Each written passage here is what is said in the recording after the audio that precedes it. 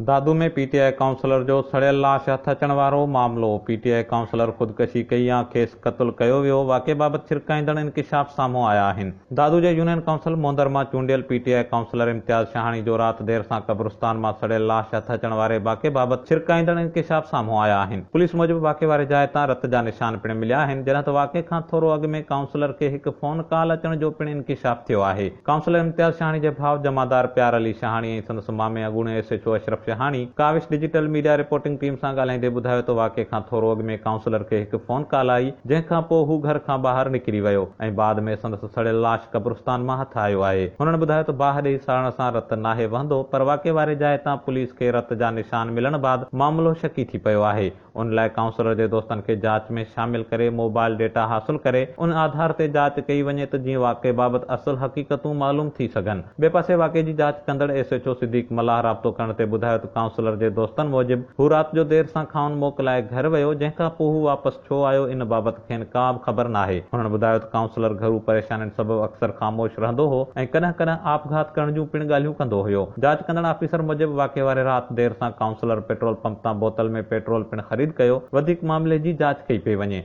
यादि रहे त गुज़िरियल राति देर सां पीटीआई काउंसलर इम्तियाज़ शाहाणी जो कब्रिस्तान मां सड़ियल लाश हथ आयो ऐं वाक़े बाबति मुख़्तलिफ़ ॻाल्हियूं साम्हूं अची रहियूं आहिनि। Nizam Shaikh, Kawish digital media reporting team, दादू।